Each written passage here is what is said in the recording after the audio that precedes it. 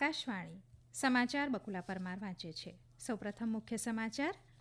રાષ્ટ્રપતિ દ્રૌપદી મુર્મુએ રાષ્ટ્રપતિ ભવનમાં ભર્તુહરી મહતાબને 18મી લોકસભાના પ્રોટેમ સ્પીકર તરીકે શપથ ગ્રહણ કરાવ્યા.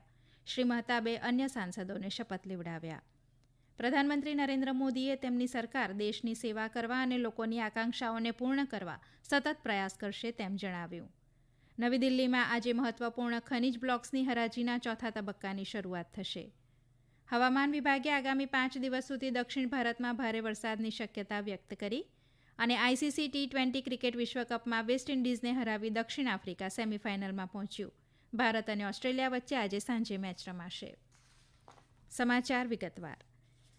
રાષ્ટ્રપતિ દ્રૌપદી મુર્મુએ રાષ્ટ્રપતિ ભવનમાં ભાજપ સાંસદ ભર્તુહરી મહતાબને 18મી લોકસભાના પ્રોટેમ સ્પીકર તરીકે શપથ ગ્રહણ કરાવ્યા હતા. આ પ્રસંગે ઉપરાષ્ટ્રપતિ જગદીપ ધનખડ અને પ્રધાનમંત્રી નરેન્દ્ર મોદી ઉપસ્થિત રહ્યા હતા. 18મી લોકસભાના પહેલા સત્રનો આજથી વિધિવત રીતે પ્રારંભ થયો છે. લોકસભાના નેતા પ્રધાનમંત્રી નરેન્દ્ર મોદી ગૃહના સભ્ય તરીકે શપથ ગ્રહણ કરનારા પ્રથમ સભ્ય રહ્યા. પ્રોટેમ સ્પીકર ભર્તુહરી મહતાબે શ્રી મોદીને શપથ લેવડાવ્યા હતા. ત્યારબાદ લોકસભાના નવા અધ્યક્ષની ચૂંટણી થાય ત્યાં સુધી લોકસભાની કાર્યવાહી ચલાવવામાં શ્રી મહતાબને મદદ કરવા માટે નિયુક્ત અધ્યક્ષની પેનલે પણ શપથ લીધા હતા. ભાજપના સાંસદ રાધા મોહનસિંહ અને ફગ્ગનસિંહ કુલસ્તેએ અધ્યક્ષની પેનલના સભ્ય તરીકે શપથ ગ્રહણ કર્યા હતા, જ્યારે કોંગ્રેસ સાંસદ કે સુરેશ, ડીએમકે સાંસદ TR બાલુ અને તૃણમૂલ કોંગ્રેસના સુદીપ બંદોપાધ્યાયે પેનલના સભ્ય તરીકે શપથ ગ્રહણ ન કર્યા હતા. ત્યારબાદ અમિત શાહ, રાજનાથસિંહ, શિવરાજસિંહ ચૌહાણ, નીતિન ગડકરી, મનોહરલાલ, પિયુષ ગોયલ, જીતનરામ માંઝી, રાજીવ રંજન, ડોક્ટર વિરેન્દ્ર કુમાર, કિરણ રિજિજુ, ચિરાગ પાસવાન સહિતના લોકસભાના સાંસદોએ શપથ લીધા હતા, જ્યારે કેન્દ્રીય મંત્રી HD કુમારસ્વામી અને પ્રહલાદ જોશીએ કન્નડ, ધર્મેન્દ્ર પ્રધાન અને જુઆલ ઓરમે ઓડિયા, કેન્દ્રીય મંત્રી સર્વાનંદ સોનોવાલે આસામી અને કે રામમોહન નાયડુએ તેલુગુ ભાષામાં શપથ લીધા હતા. આ સત્ર દરમિયાન બુધવારે નવા લોકસભાના અધ્યક્ષની ચૂંટણી યોજાશે. ત્યારબાદ રાષ્ટ્રપતિ દ્રૌપદી મુર્મુ ગુરુવારે સંસદમાં બંને ગૃહની સંયુક્ત બેઠક સંબોધશે. રાજ્યસભાના સત્ર ગુરુવારે શરૂ થશે. સંસદ સત્ર આગામી 3મી જુલાઈ સુધી ચાલશે. પ્રધાનમંત્રી નરેન્દ્ર મોદીએ કહ્યું છે કે વિકસિત ભારતના નિર્માણના સંકલ્પ સાથે 18મી લોકસભાના સત્રનો આજથી પ્રારંભ થયો છે. તેમની સરકાર દેશની સેવા કરવા અને લોકોની આકાંક્ષાઓને પૂર્ણ કરવા સતત પ્રયાસ કરશે. સત્ર પહેલા સંસદ બહાર પત્રકારોને સંબોધતા શ્રી મોદીએ કહ્યું કે સરકાર ચલાવવા માટે બહુમતી જરૂરી છે, પરંતુ દેશ ચલાવવા માટે સર્વસંમતિ ખૂબ જ જરૂરી છે. તેમની સરકાર તમામને સાથે લઈને અને બંધારણની પવિત્રતા જાળવીને ઝડપથી નિર્ણયો લેવા માંગે છે. શ્રી મોદીએ કહ્યું કે આઝાદી પછી પહેલી વખત લોકસભાના સાંસદોનો શપથ ગ્રહણ સમારોહ નવા સંસદ ભવનમાં યોજાઈ રહ્યો છે. શ્રી મોદીએ કહ્યું કે વિશ્વની સૌથી મોટી મતદાન પ્રક્રિયા સારી રીતે પૂર્ણ થઈ છે. આઝાદી પછી બીજી વખત દેશની જનતાએ સતત ત્રીજી વખત સરકારને સેવા કરવાની તક આપી છે. શ્રી મોદીએ ઉમેર્યું હતું કે વિપક્ષ લોકતંત્રની ગરિમા જાળવી રાખે તેવી આશા રાખીએ છીએ. જનતાને પણ સારા અને જવાબદાર વિપક્ષની આશા છે. નવી દિલ્હીમાં આજે મહત્વપૂર્ણ ખનીજ બ્લોક્સની હરાજીના ચોથા તબક્કાની શરૂઆત થશે. કેન્દ્રીય કોલસા અને ખાણ મંત્રી G. કિશન રેડ્ડી અને કોલસા અને ખાણ રાજ્યમંત્રી સતીશચંદ્ર દુબે તેની શરૂઆત કરાવશે. મંત્રાલયના જણાવ્યા પ્રમાણે તેમાં 2 સૂચિત ખાનગી તપાસ એજન્સીઓને પ્રમાણપત્ર પણ આપવામાં આવશે. મંત્રાલયે ઉમેર્યું હતું કે ખનિજ સંસાધનોના નિષ્કર્ષની કાર્યક્ષમતા વધારવા અને તેને સક્ષમ ધાતુઓમાં રૂપાંતરિત કરવા માટે સ્ટાર્ટઅપ્સ, સંશોધન અને વિકાસ સંસ્થાઓને અનુદાન માટે મંજૂરી પત્રો આપવામાં આવશે. આ પ્રસંગે સંશોધન લાયસન્સ ધારકો દ્વારા સંશોધન ખર્ચની આંશિક વળતરની પણ જાહેરાત કરવામાં આવશે. બિહાર પોલીસની આર્થિક ગુના પાંખ EOUએ જણાવ્યું છે કે નીટ UG પરીક્ષાનું પેપર ઝારખંડના હજારીબાગમાંથી એક વ્યાવસાયિક આંતરરાજ્ય સંગઠિત ગેંગ દ્વારા લીક થયું હતું. EOUએ કહ્યું કે આ સંગઠિત ગેંગના 13 સભ્યોની સીટ દ્વારા ધરપકડ કરવામાં આવી છે. તપાસ એજન્સીએ કહ્યું હતું કે પ્રવેશ પરીક્ષાની તારીખ પહેલા પ્રશ્ન પટના પહોંચ્યો હતો. તે મૂળ હજારીબાગના મંડાઈ રોડ સ્થિત ઓએસિસ સ્કૂલ કલ્લુ ચોકના પરીક્ષા કેન્દ્રનો હતો.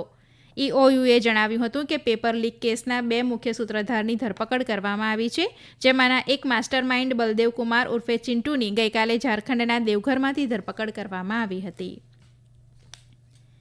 આરોગ્ય અને પરિવાર કલ્યાણ મંત્રાલયે સામાજિક માધ્યમ ઉપર મંત્રાલય દ્વારા વરિષ્ઠ નાગરિકોને નિઃશુલ્ક આરોગ્ય વીમા યોજના આપવાના દાવા કરતા સંદેશને ખોટો ગણાવ્યો છે. મંત્રાલયે કહ્યું છે કે આવી કોઈ માહિતી આપવામાં આવી નથી. આ રાષ્ટ્રીય સમાચાર આપ આકાશવાણી ઉપરથી સાંભળી રહ્યા છો. આ સમાચાર આપ અમારી YouTube channel AIR news Gujarat ઉપર પણ સાંભળી શકશો. વધુ સમાચાર માટે આપ અમારા ટ્વિટર હેન્ડલ AIR_news_ABAD ને ફોલો કરી શકો છો. વિદેશમંત્રી ડોક્ટર S જયશંકરે આજે 12મા પાસપોર્ટ સેવા દિવસ નિમિત્તે દેશ વિદેશના તમામ પાસપોર્ટ સત્તાવાળાઓને શુભેચ્છા પાઠવી છે.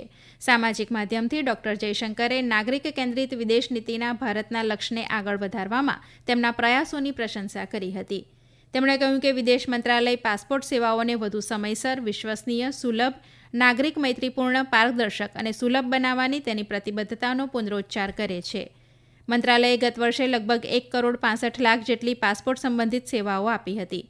તેમણે વધુમાં નાગરિકોને ઘર આંગણે પાસપોર્ટની સુવિધા આપવા માટે મંત્રાલયે અત્યાર સુધીમાં 440 પોસ્ટ ઓફિસ પાસપોર્ટ સેવા કેન્દ્ર કાર્યરત કર્યા હોવાનું તથા 25 રાજ્યો અને કેન્દ્રશાસિત પ્રદેશોમાં પાસપોર્ટ પોલીસ એપ શરૂ કરવામાં આવી છે, જે લગભગ 9,000 પોલીસ સ્ટેશનોને આવરી લેતી હોવાનું જણાવ્યું હતું.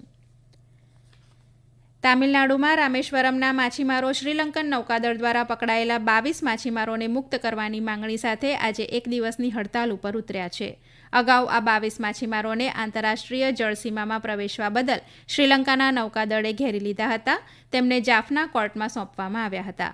દરમિયાન તામિલનાડુના મુખ્યમંત્રી અને અન્ય રાજકીય પક્ષોના નેતાઓએ માછીમારોની મુક્તિ માટે જરૂરી કાર્યવાહી કરવા કેન્દ્રને અપીલ કરી છે. હવામાન વિભાગે આગામી 5 દિવસ સુધી દક્ષિણ ભારતમાં ભારે વરસાદની શક્યતા વ્યક્ત કરી છે, જ્યારે ઉત્તર પ્રદેશ, બિહાર, ઝારખંડ અને ઓડિશામાં આગામી 5 દિવસ દરમિયાન વીજળીના ચમકારા અને ભારે પવન સાથે વરસાદ થવાની શક્યતા વ્યક્ત કરી છે. દરમિયાન પૂર્વોત્તર ભારત અને પશ્ચિમ બંગાળમાં આગામી 5 દિવસ સુધી ભારે વરસાદની સ્થિતિ યથાવત રહેશે. આ સાથે આજે અને આવતીકાલે પશ્ચિમ ઉત્તર પ્રદેશ, પંજાબ, હરિયાણા, ચંદીગઢ અને દિલ્હીના કેટલાક ભાગોમાં ભીષણ ગરમીની સ્થિતિ રહેવાની પણ સંભાવના છે.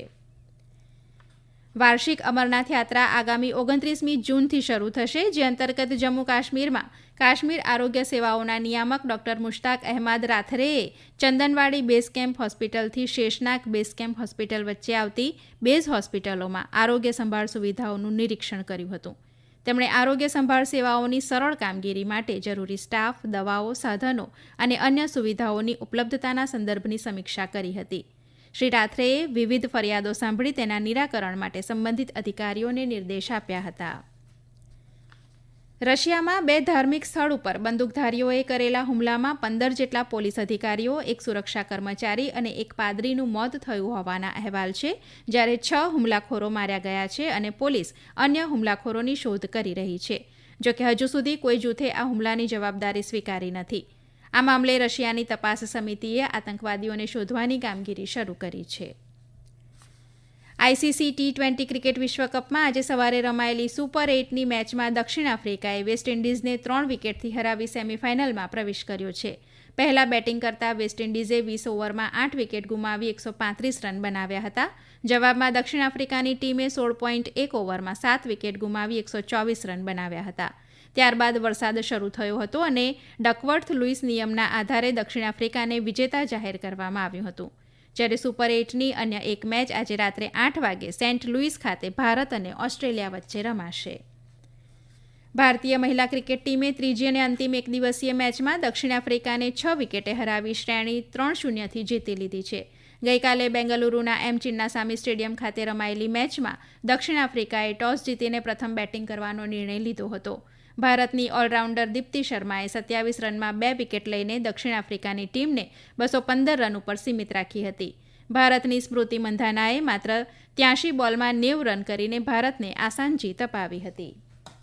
અંતમાં મુખ્ય સમાચાર ફરી એકવાર. રાષ્ટ્રપતિ દ્રૌપદી મુર્મુએ રાષ્ટ્રપતિ ભવનમાં ભર્તુહરી મહતાબને 18મી લોકસભાના પ્રોટેમ સ્પીકર તરીકે શપથ ગ્રહણ કરાવ્યા. શ્રી મહતાબે અન્ય સાંસદોને શપથ લેવડાવ્યા. પ્રધાનમંત્રી નરેન્દ્ર મોદીએ તેમની સરકાર દેશની સેવા કરવા અને લોકોની આકાંક્ષાઓને પૂર્ણ કરવા સતત પ્રયાસ કરશે તેમ જણાવ્યું. નવી દિલ્હીમાં આજે મહત્વપૂર્ણ ખનિજ બ્લોક્સની હરાજીના ચોથા તબક્કાની શરૂઆત થશે.